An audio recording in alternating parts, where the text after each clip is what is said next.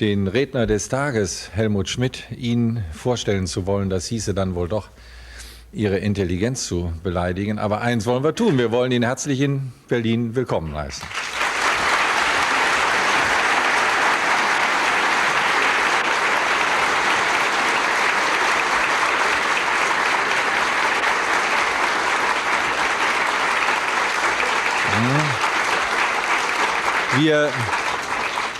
Wir wissen alle, was wir an ihm hatten und haben, was er für das Land bedeutet hat und weiter bedeutet. Er hat mich heute Morgen ermahnt, ich soll es nicht zu dicke machen, ich werde mich bemühen. Ich habe mir deshalb eine andere Form der Annäherung überlegt, eine Form, die auch Distanz wahren kann und vielleicht gerade deshalb der Sache, die er vertreten hat, näher kommt.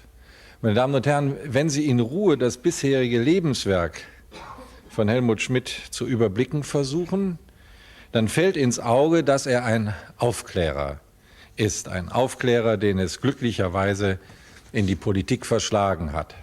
Diese aus langer Zusammenarbeit gewonnene Überzeugung will ich ganz kurz unterlegen. Ich habe also einige Titel seiner Bücher herausgesucht. Im Unterschied zu manch anderem Kanzler der Bundesrepublik Deutschland hat er ja erstaunlich viel veröffentlicht. Offenbar immer das Bedürfnis gehabt, festzuhalten, was Grundlage, was gedanklicher Hintergrund der politischen Arbeit war. Daraus spricht auch der Wille, sich kritisch und selbstkritisch der Beständigkeit der eigenen Gedanken zu versichern. Wenn es bei Plato heißt, das Denken sei ein Gespräch der Seele mit sich selbst, so hat Helmut Schmidt dieses öffentlich gemachte Selbstgespräch immer gesucht. Nun aber zu einigen dieser Titel. 1961 gab es ein Buch von ihm, das heißt Verteidigung oder Vergeltung. Auf welcher Seite er steht, das wird jedem Leser sofort klar. Ein anderes aus dem Jahre 1969 nannte er Strategie des Gleichgewichts. Aus dem Titel schon spricht das Bewusstsein von der Labilität der Weltlage.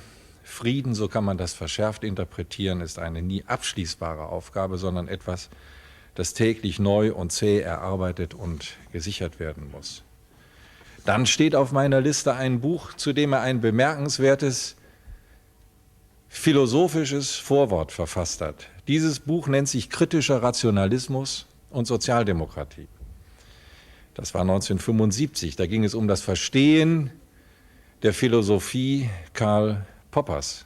Keine großen Programme, keine globalen Weltverbesserungs- und Weltbeglückungsträume, stattdessen die schrittweise Verbesserung erkannter, konkreter Tatbestände. Kein Wunder, dass unser Gast und Karl Popper enge Freunde geworden sind. Aus dem gleichen Jahr 75 der Sammelband Kontinuität und Konzentration, der diese popperianischen Erkundungen fortsetzt. 1981 Pflicht zur Menschlichkeit, ein Buch, das deutlich genug den Humanitätsgedanken der Aufklärung für sich in Anspruch nimmt. Dann kommt 1983 Weltwirtschaft ist unser Schicksal. Dieses Buch schließt im Bereich des Ökonomischen an den Gedanken eines Völkerbundes an, den Kant als erster realistisch durchdacht hatte. Leitend war für Kant dabei die Idee des ewigen Friedens, wobei der Mann aus Königsberg ja wusste und es auch so formuliert hat, dass der Mensch aus krummem Holz geschnitzt sei. Aber gerade deshalb waren ja die Anstrengungen des Philosophen, gerade deshalb bleibt die Arbeit des aufgeklärten und aufklärenden Politikers so wichtig. Und dann die großen Memoirenbände, in denen die Erfahrungen mit der Politik und den Politikern unserer Zeit zusammengefasst werden.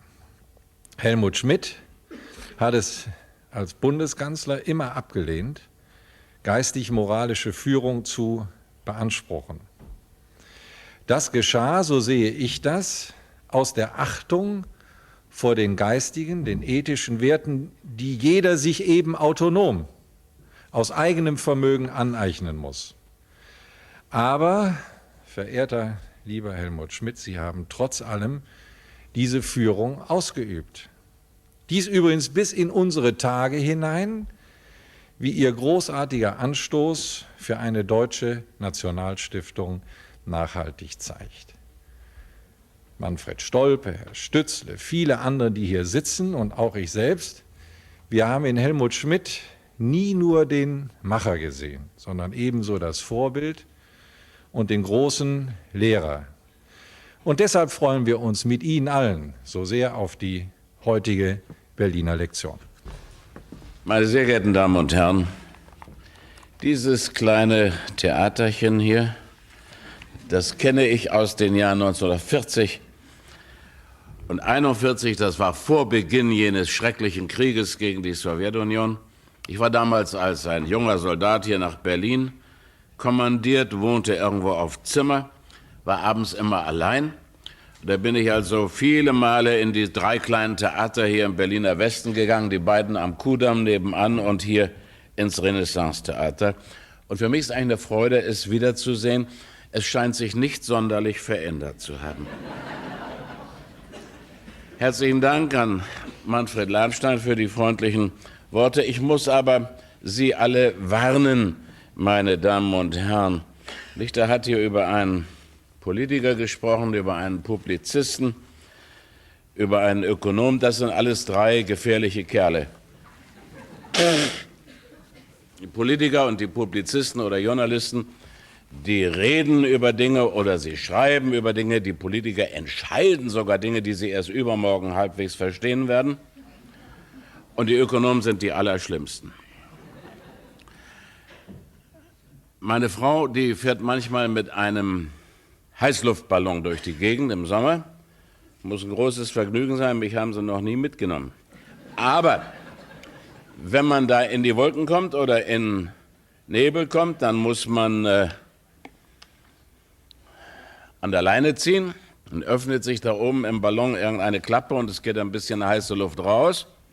Und dann wird dadurch die Höhe des Ballons verringert, er kommt nach unten, aus dem Nebel raus, aus den Wolken raus. Wenn der Nebel am Boden aufliegen sollte, ist besonders schlimm, muss man 3-mal die Klappe ziehen. So ist das eben damals auch passiert. Und dann sahen sie da unten einen Landwirt auf seinem brandenburgischen Rübenacker arbeiten. Und da riefen sie runter, wo sind wir? Hatten die Orientierung verloren in dem Nebel. Der war ganz erschrocken, zuckte zusammen, brauchte ein paar Sekunden, schließlich hat er sich ermannt und zurückgerufen, ihr seid in einem Ballon, genau über meinem Rübenacker.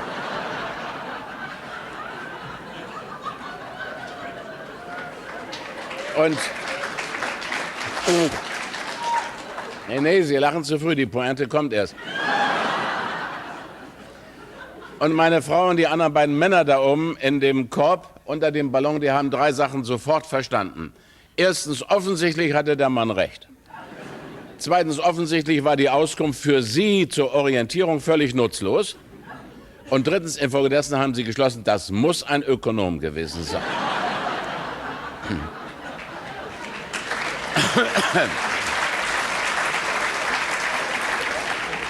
Also ich habe Sie gewarnt, Sie dürfen nicht alles für bare Münze nehmen, was ich zu sagen versuchen werde, sondern Sie müssen es selbstkritisch prüfen.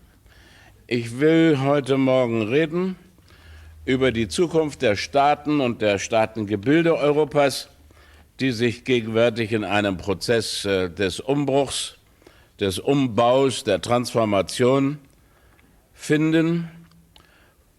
Also zum Beispiel über die Sowjetunion und ihre Nachfolgestaaten, zum Beispiel über die Staaten im Osten Mitteleuropas, zum Beispiel über unser eigenes Land und über die Europäische Gemeinschaft und ihre Mitgliedstaaten. Insgesamt ist die Lage in Europa verworren, unübersichtlich,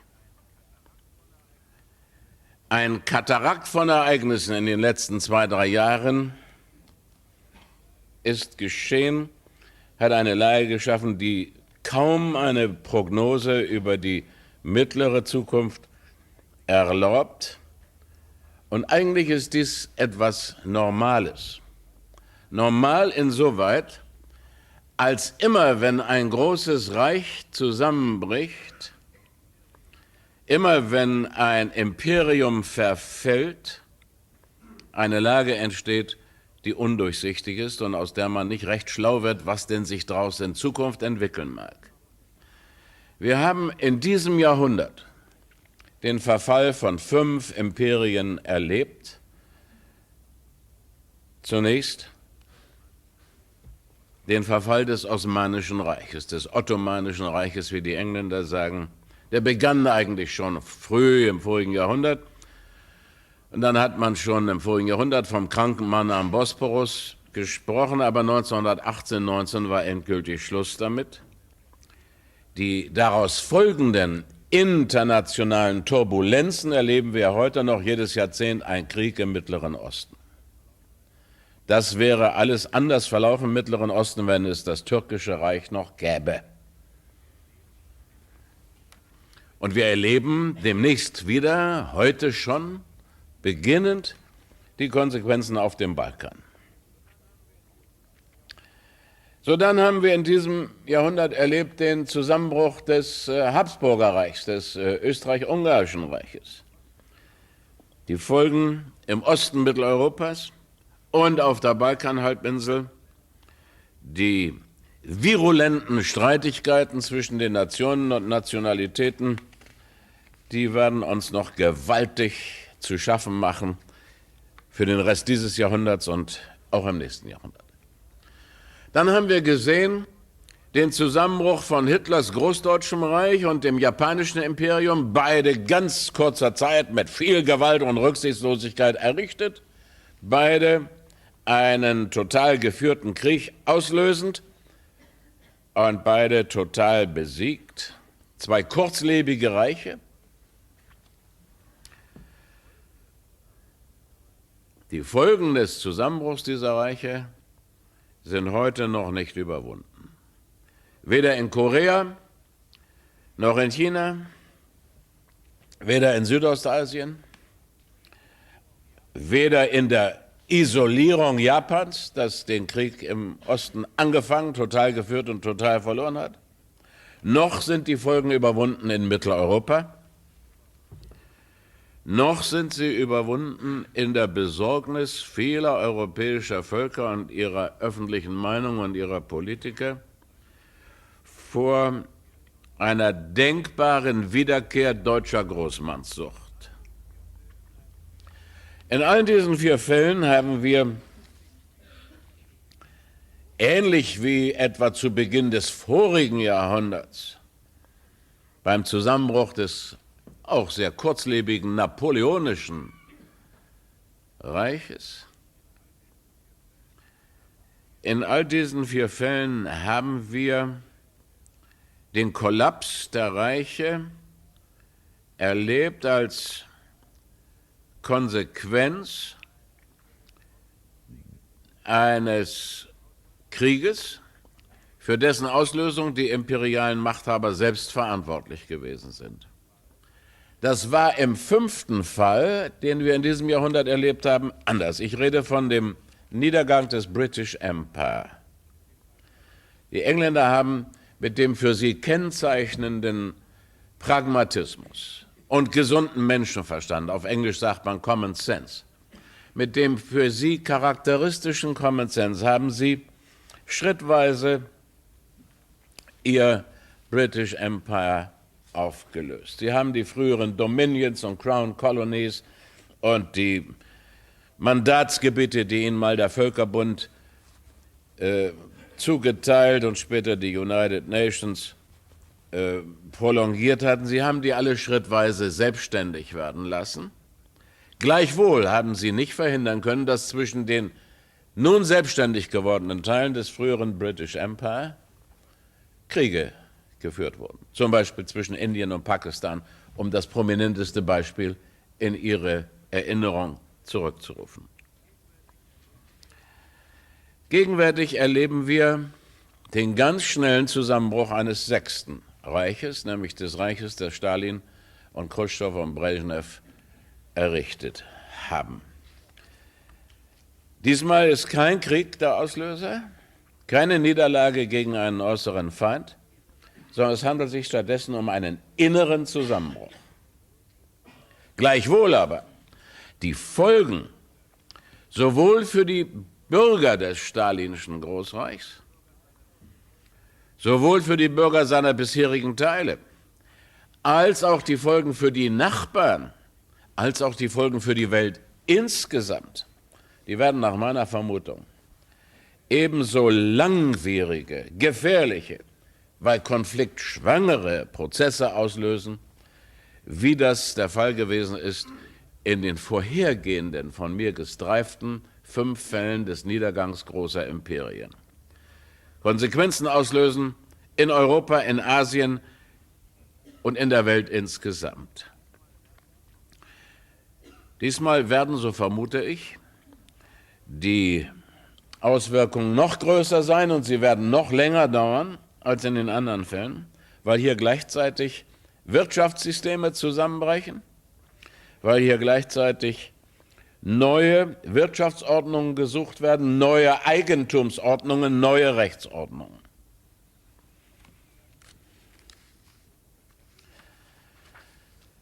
Natürlich haben diese Zusammenbrüche, insbesondere soweit sie die Folge von Kriegen waren, auch die ökonomische Situation der betroffenen Teile der Welt und der Welt insgesamt auf das Schwerste beeinflusst.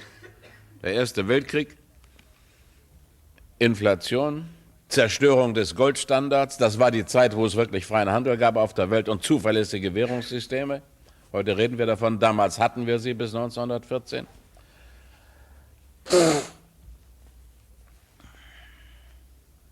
Zweiter Weltkrieg, ein Schrumpfen der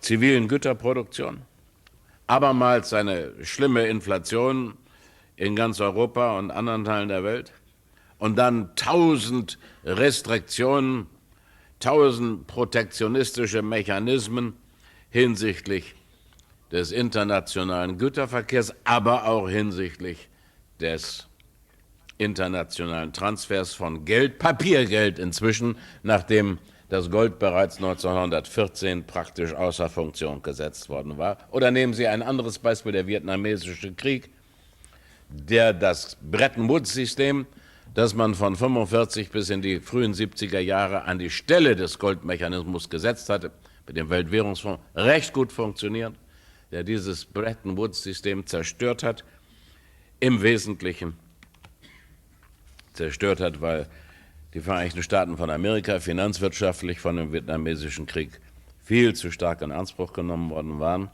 oder sich selbst überspannt hatten.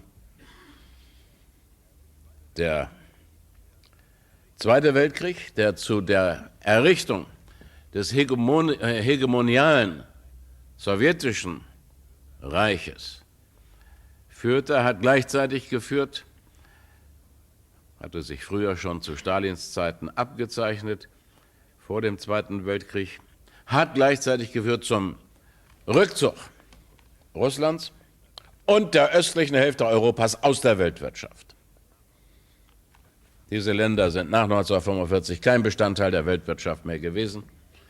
Zum Beispiel aus der Sicht der damaligen kleinen Bundesrepublik Deutschland war schon damals einer der größten Exportländer der Welt, etwa im gleichen Volumen Ende der 80er Jahre wie die USA und wie Japan, obwohl die USA 250 Millionen Menschen waren, Japan 120 und wir waren nur 60 Millionen.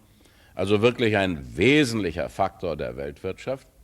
Aber von unserem Export ging an die Sowjetunion 280, 290 Millionen Menschen, nicht halb so viel wie an die 7,5 Millionen Österreicher.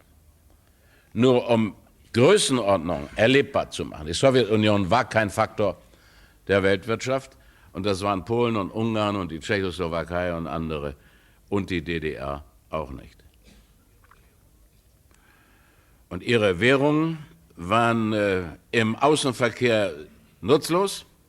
Es waren Binnenwährungen, die nur innerhalb der nationalen Grenzen eine Bedeutung hatten, wie die damalige Mark hier in der DDR oder wie der Rubel heute noch.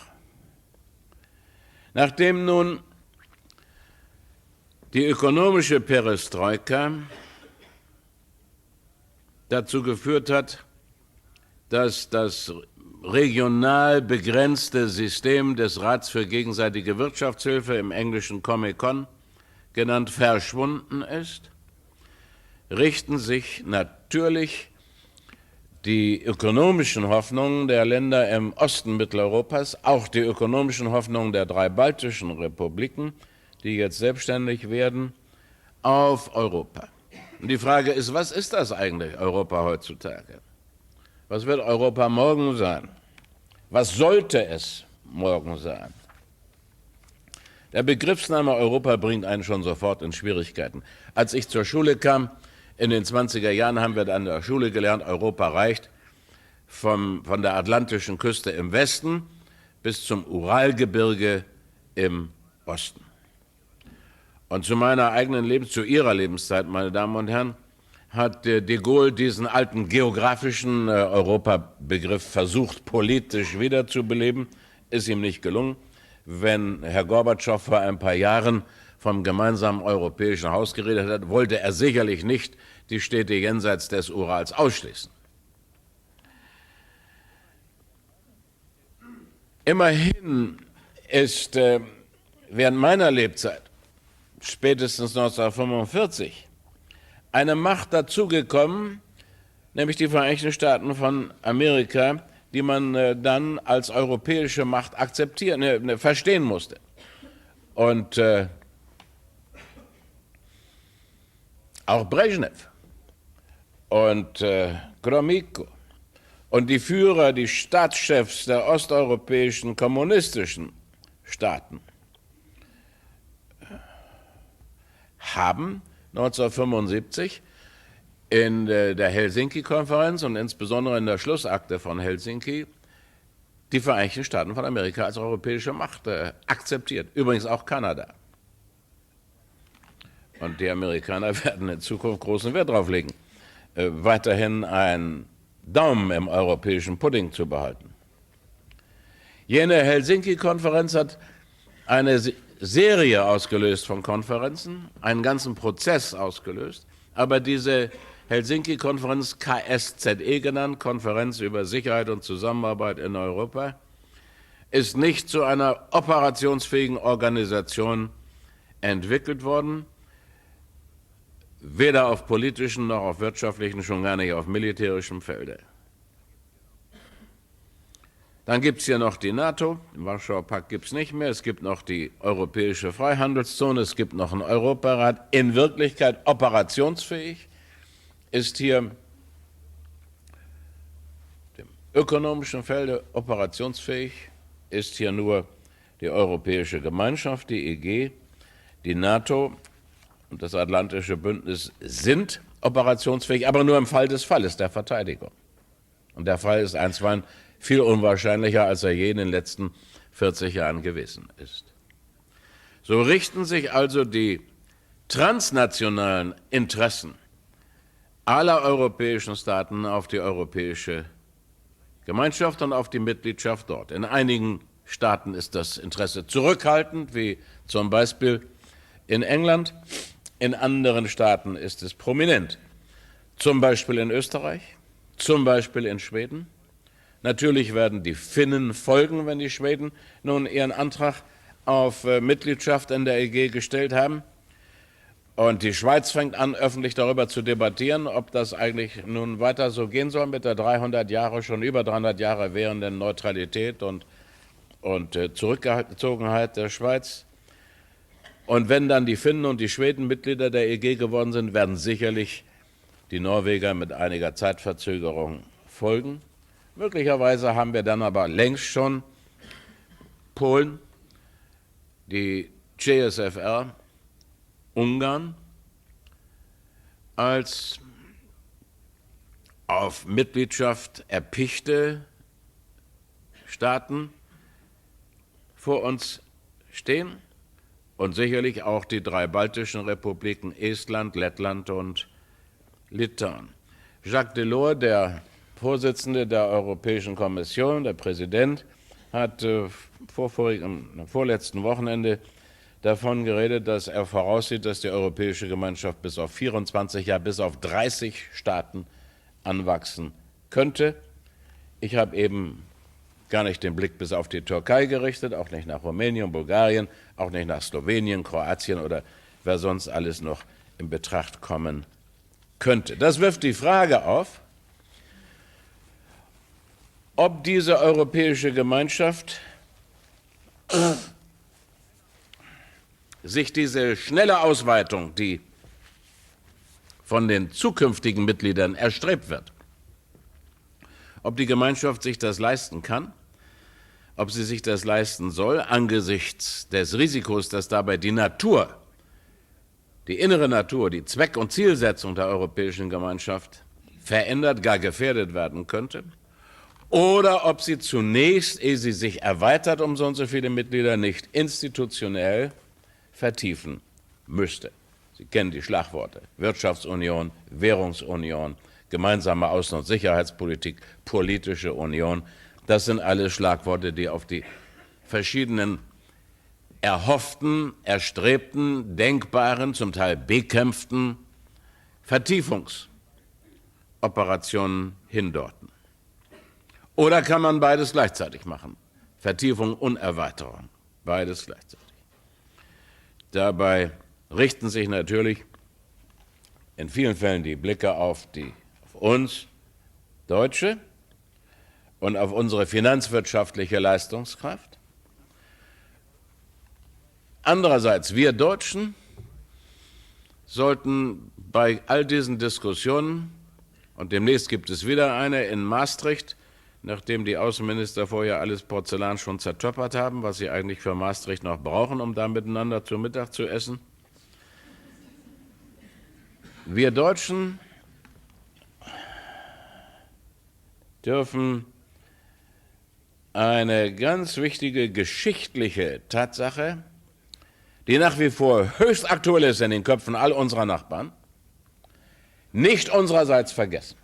Die Tatsache nämlich, dass an der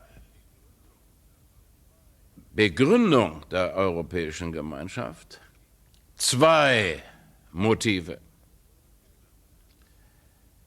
gestanden haben,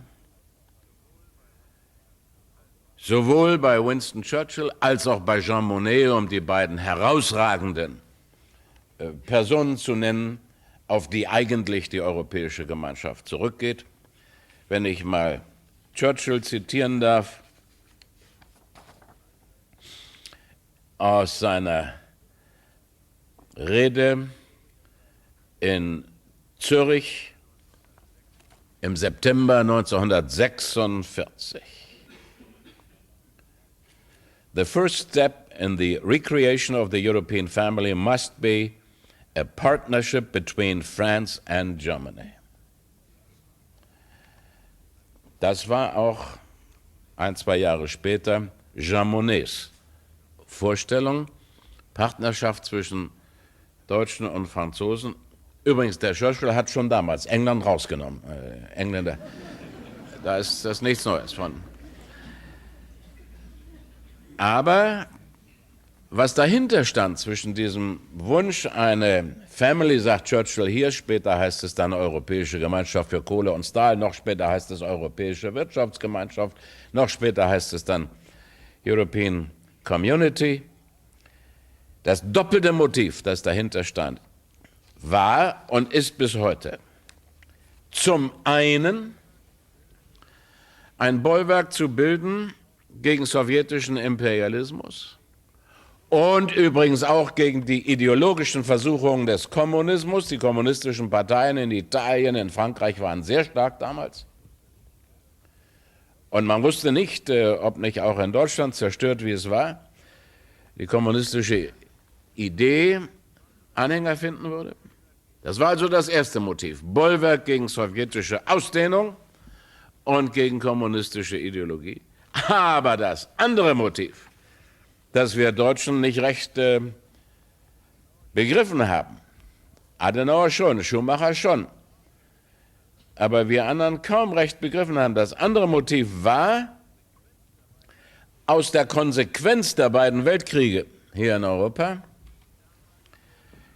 die damalige Bundesrepublik Deutschland fest einzubinden. Das war übrigens auch bei der Begründung der NATO dasselbe zweifache Motiv. Auf der einen Seite Bollwerk gegen sowjetische Expansion, die dann später ja, diese Besorgnis war ja sehr gerechtfertigt, wie sich später herausgestellt hat, im Falle Ungarn, im Falle Tschechoslowakei, im Falle Afghanistan. Und das andere Motiv bei der NATO war Einbindung der Deutschen, um sicher zu sein, dass die Deutschen nicht wieder eines Tages irgendwelche Sondertouren beginnen würden. Damals war die Bundesrepublik weniger als 50 Millionen Menschen, als wir anfingen mit der Europäischen Gemeinschaft für Kohle und Stahl. 48 Millionen.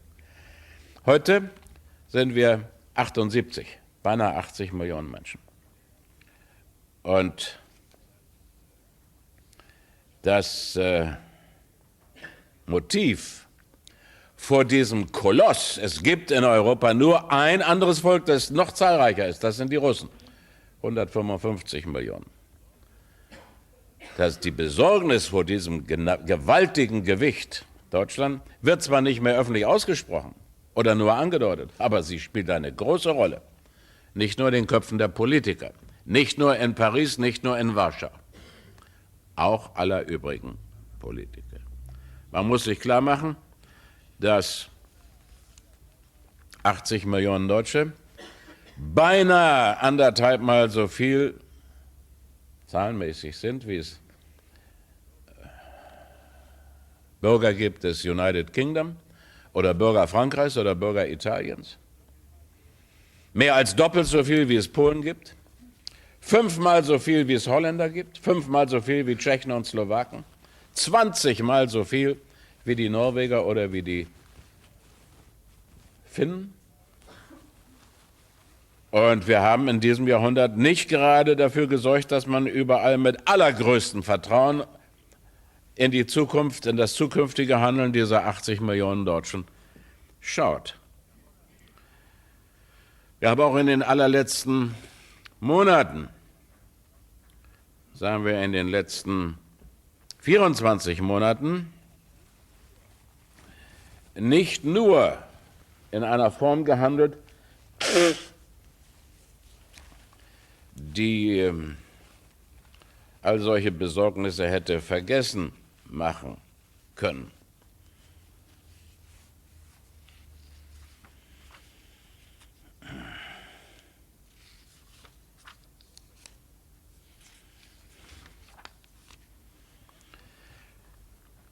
Im Grunde, auch wenn es einige der deutschen linken Intellektuellen nie recht haben wahrhaben wollen, einige gibt es ja, die mögen ihr eigenes Volk nicht leiden,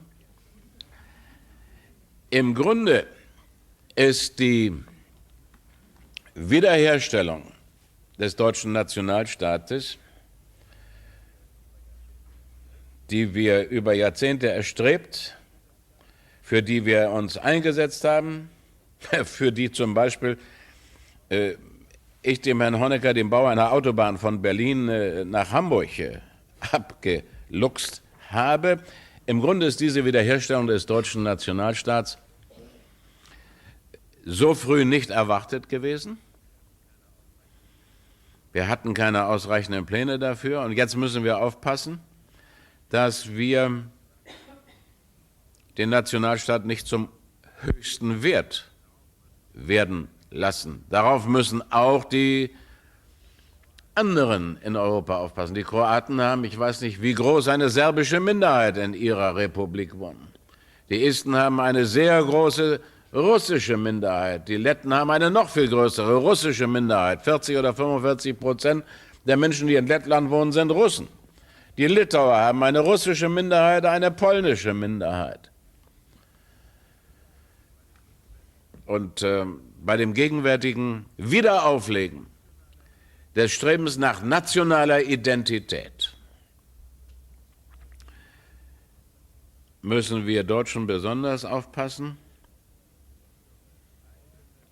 unsere eigene politische Führung und unsere öffentliche Meinung in Deutschland.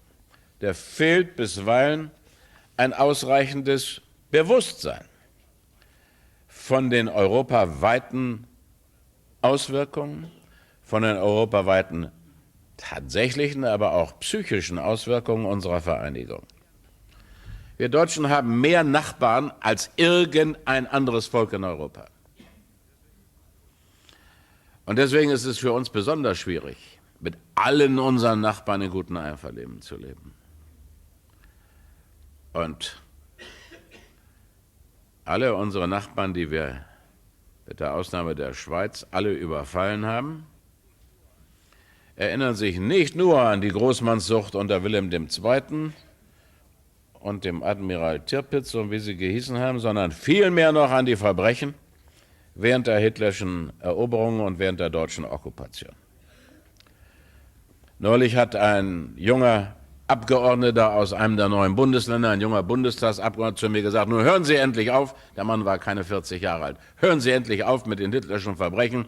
Ich bin dann und dann geboren, lange nach dem Kriege, ich habe damit nichts zu tun. Weswegen soll ich darauf Rücksicht nehmen?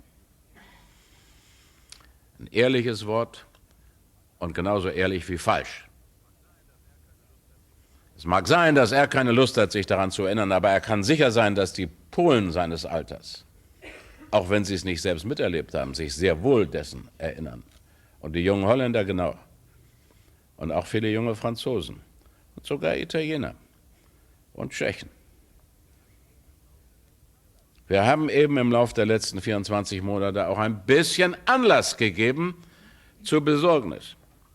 Es fing damit an, als im November 1989 Herr Bundeskanzler Kohl sein 10-Punkte-Programm zur deutschen Vereinigung öffentlich vortrug, ohne ein Wort darüber vorher mit dem Mitterrand geredet zu haben. Es setzte sich fort, als man in Bonn versucht hat, die rechtsverbindliche Anerkennung der gegenwärtigen deutsch-polnischen Grenze bis zur allerletzten Minute zu verzögern. Und verzögern ist ein freundliches Wort. Bei uns sind diese beiden Fehler kaum bemerkt worden, kaum kritisiert worden. Aber der psychische Schaden in Paris und in Polen war beträchtlich. Frankreich und Polen bleiben Kraft geschehener Geschichte und Kraft bleibender Geografie Europas. Diese beiden Länder bleiben unsere wichtigsten Nachbarn. Antipolnische Ausschreitungen an der Oder zum Beispiel sind Gift für das deutsch-polnische Verhältnis. Noch mehr Gift ist dieses illusorische Geschwätz von einer deutschen Brückenfunktion zur Sowjetunion oder zu Russland. Und riesige Finanzleistungen zugunsten Moskaus irritieren nicht nur die Polen, sondern auch die Franzosen und andere in Europa. Unsere Scheckbuchdiplomatie in vielerlei Himmelsrichtung weckt übrigens Begehrlichkeiten, die wir gar nicht erfüllen können. Sie weckt aber eben auch Neid und vertieft Besorgnisse vor unserer wirtschaftlichen Kraft. Ich habe für diese Besorgnisse Verständnis. Sie sind eine Tatsache und die Politik muss von den Tatsachen ausgehen und nicht von den Wunschvorstellungen, von den falschen Vorstellungen, die sich die politische Führung von den Tatsachen macht. Wenn zum Beispiel in den letzten Monaten Bonn die Währungsunion im Rahmen der Europäischen Gemeinschaft abhängig machen wird vom Beschluss zur politischen Union der EG, als ob nicht nach unseren deutschen Wünschen das zukünftige europäische Zentralbanksystem gerade im Gegenteil völlig unabhängig von politischen Instanzen sein soll. Als ob nicht gerade deshalb die politischen Instanzen ganz unwichtig sind in Bezug auf die zukünftige Unabhängigkeit der Europäischen Zentralbank. Dann muss solch Verhalten Argwohn auslösen. Den Argwohn nämlich, im Ernst wollten wir die gemeinsame Währung gar nicht, sondern in Wahrheit strebten wir eine überragende Stellung der D-Mark-Währung an, sozusagen ein zweites Japan am Ende der 90er Jahre.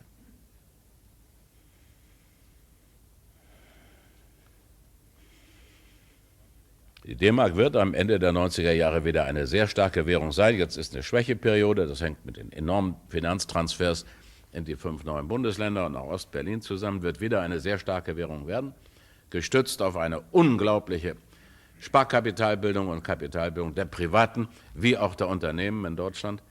Zweitstärkste Kapitalbildung der Welt hinter Japan. Und ich sehe kommen, dass wenn es dann immer noch keinen Ecu gibt, wenn es dann immer noch Franc gibt und Lira und Gulden und D-Mark, dass dann die Machtposition der Finanzinstitute, der großen Versicherungen, sagen wir Münchner Rück oder Allianzgruppe oder Aachen-Münchner oder die Commerzbank, Dresdner Bank, Deutsche Bank und Bundesbank, dass dann die Machtposition der deutschen finanzwirtschaftlichen Institute sehr groß sein wird. Und die Sorge spiegelt sich heute schon in den Köpfen unserer Nachbarn.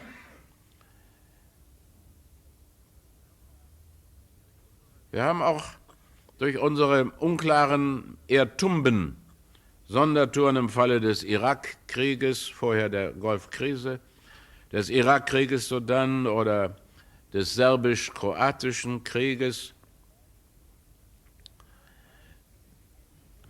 Beispiele gegeben von Achtlosigkeit und von Überheblichkeit. Man muss das halt wissen, dass während Hitlers Krieg die Kroaten, die damalige kroatische Führung, Verbündete der Achsenmächte waren, auf der Seite Hitlers und Mussolinis, und dass die Serben mit ihrer damaligen Führung auf der Seite der Alliierten standen. Der Sowjets, wie der Engländer, wie der Amerikaner. Das hat die Welt draußen nicht vergessen, bloß an unseren Schulen ist es nicht vorgekommen und wir wissen es infolgedessen gar nicht. Manchmal scheint mir, unsere Diplomaten haben es auch nicht gewusst. Je größer das Gewicht der Bundesrepublik wird im Vergleich zu unseren Nachbarn, umso vorsichtiger müssen wir mit diesem Gewicht umgehen.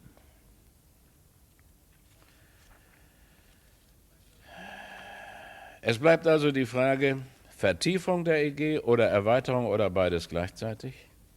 Ich bin seit langen Jahren, eigentlich seit 1947, seit ich in den Bann Jean Monnets geriet, ein engagierter Anhänger gewesen, habe auch, solange ich in der Politik tätig war, mich immer in diesem Sinne bemüht, auch ein bisschen was zustande gebracht, ein engagierter Anhänger des europäischen Zusammenschlusses, aus den beiden Motiven, die ich vorhin genannt habe, auch aus dem Motiv, mein eigenes Land einzubinden, damit da keine falschen Gedanken eines Tages aufkommen. Und seit etwa 12, 13 Jahren bin ich ein Anhänger und habe mich dafür eingesetzt, der Europäischen Währungsunion. Ich sehe mit Besorgnis, dass das möglicherweise nicht rechtzeitig zustande kommt. Wenn es in diesem Jahrzehnt sie nicht zustande kommt, glaube ich nicht, dass sie in einem späteren Jahrzehnt noch zustande kommen wird, weil dann die Arroganz der westdeutschen Finanzwirtschaft, private wie staatliche, inzwischen so groß sein wird, oder ich korrigiere mich, vielleicht nicht die Arroganz, Sie werden es vielleicht verstecken können, aber der Machtinstinkt und der Wunsch, Macht auszuüben, ökonomische Macht, so groß sein wird, dass man nicht leicht freiwillig auf diese Macht verzichten wird. Ich sehe, dass ich Ihre Zeit ein bisschen zu lange in Anspruch nehme, meine Damen und Herren. Deswegen möchte ich gerne unter Weglassung anderer Gedanken ein Schlusskapitelchen dranhängen.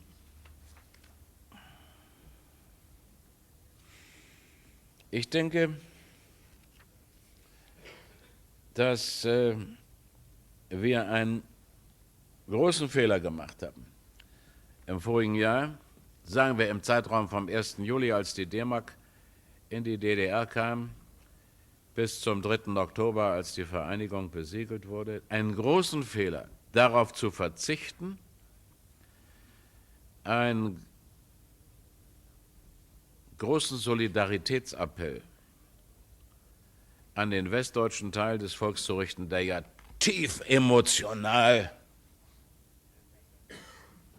bewegt war und der bereit gewesen wäre, in diesem Augenblick des Jubels und des tiefen Glücks bereit gewesen wäre, zu opfern. Wir haben auf diesen Solidaritätsappell leider verzichtet.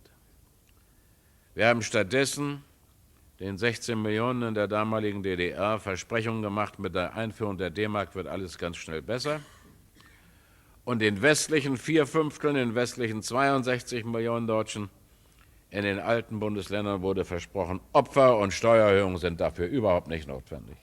Beides hat sich als eklatant falsch herausgestellt. Und deshalb sind inzwischen in Ost und West große Enttäuschungen eingetreten.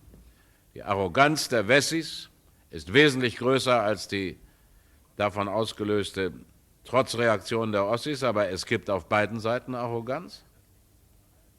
Und es hat sich die Gefahr entwickelt, dass einstweilen der seelische Graben zwischen beiden Teilen des Volks, das so lange getrennt war, dass der sich einstweilen noch vertieft. Und die vielfältige westdeutsche Arroganz spielt dabei eine bedeutsame, eine tragische Rolle.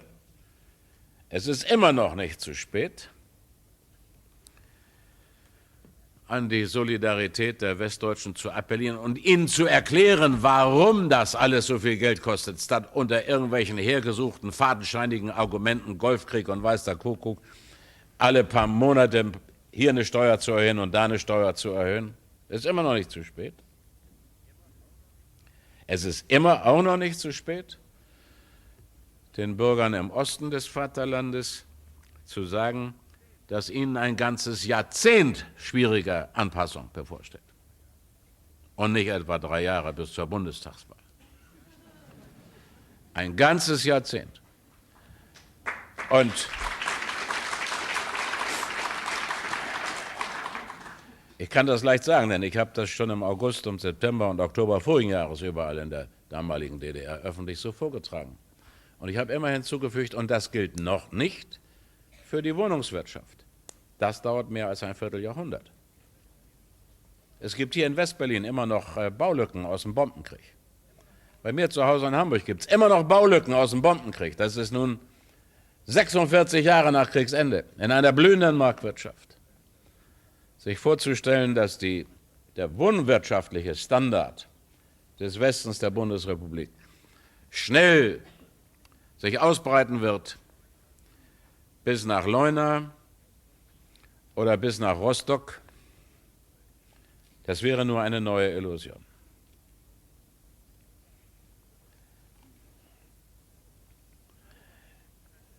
Ich habe aber eigentlich keine Sorge, dass wir das schaffen, dass wir das nicht schaffen. Im Gegenteil, ich bin fest überzeugt, wir werden noch einen Haufen Fehler dazu machen und trotzdem wird die Vitalität unseres Volks, auch die ökonomische Leistungsfähigkeit, die wird uns befähigen,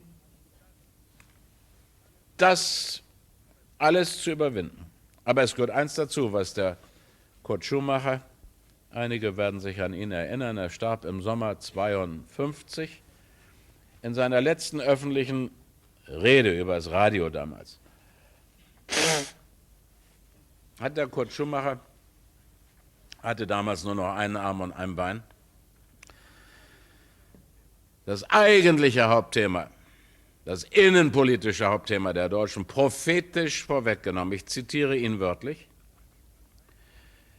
Die Vereinigung Deutschlands kann nur erfolgen durch gemeinsame Anstrengung und gemeinsame Übernahme des Risikos für alle Teile Deutschlands.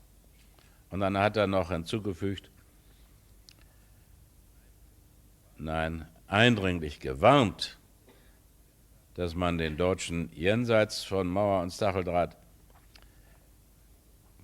bei der Vereinigung die menschliche Solidarität nicht verweigern dürfe, wörtlich, auf die sie einen Anspruch haben. Freiheit und Brüderlichkeit, die beiden gehören zusammen. Die Hoffnung auf das Gelingen, die gehört auch dazu. Aber es gehört auch dazu, die Kontrolle durch die Vernunft. Kontrolle durch ein realistisches Urteil, nicht nur über die Lage, sondern auch über das, was ich bewirken kann mit dem, was ich heute tue. Pessimistische Vorhersagen sind entbehrlich, aber illusionistische Selbsttäuschungen, optimistische Selbsttäuschungen sind ebenso gefährlich. Ich habe bei alledem, und damit komme ich zum europäischen Thema zurück, eine große Hoffnung, von der ich meine, sie sei den meisten Europäern gemeinsam. Sie gründet sich auf den in den letzten Jahren zutage getretenen gemeinsamen Willen zur Freiheit der Menschen, gleich welcher Sprache, gleich welcher Nation, gleich in welcher Region. Der Wille zur Freiheit, der sich zunächst in Lissabon und Madrid, dann in Danzig und Warschau, dann in Prag, in Leipzig und in Berlin, beiderseits des Eisernen Tors, des Brandenburger Tors, und dann in Wilna, in Riga, in Tallinn, zuletzt in Moskau und Petersburg durchgesetzt hat. Dieser Wille ist für mich eine große Hoffnung. Dieser Wille zur Freiheit hat enorme Kräfte freigesetzt. Diese Kräfte haben neue Tatsachen geschaffen, sie haben alten Beton zum Einsturz gebracht.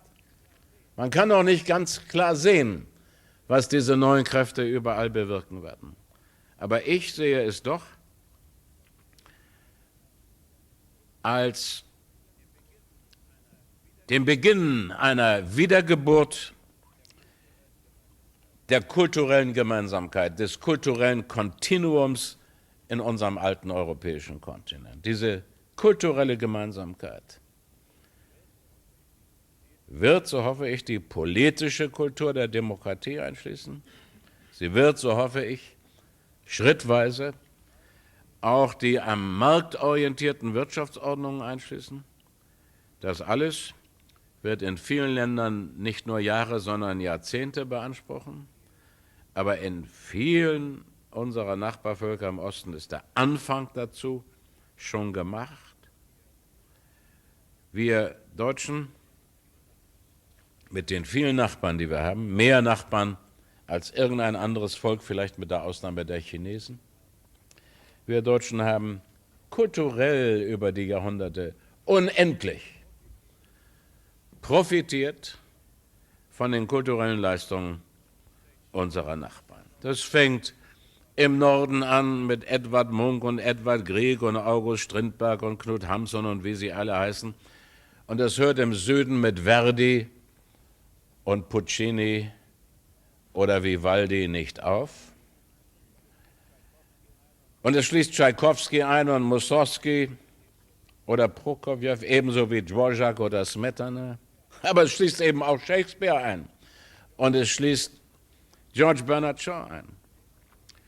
Und es schließt die ganze französische Literatur ein und die große französische Malerei des Impressionismus und die italienische Architektur. Ich glaube, wir sind dabei in Europa, das Bewusstsein dieser kulturellen Zusammengehörigkeit wieder zu entdecken. Sie belebt sich. Und sie hat sich ja entwickelt in denselben Jahrhunderten, in denen der Nationalstaat in Europa in Mode kam, trotz dieser Mode des Nationalstaats. In den gleichen Jahrhunderten haben wir kulturell, literarisch, musikalisch, künstlerisch unsere Produktionen von den Franzosen bis zu den Russen, von den Norwegern bis zu den Italienern und wir Deutschen in der Mitte gemeinsam entfaltet. Eine großartige Zivilisation. Und wir Deutschen haben am meisten davon profitiert. Wir haben keinen Grund zur Angst, aber wir haben, weiß Gott, auch keinen Grund zu dickfälliger Zufriedenheit. Wohl aber haben wir Grund zu Selbstvertrauen. Und ich gehöre zu denen, die fest überzeugt sind, dass wir das schaffen werden. Es wird etwas länger dauern, als einige versprechen, aber wir werden es schaffen. Schönen Dank.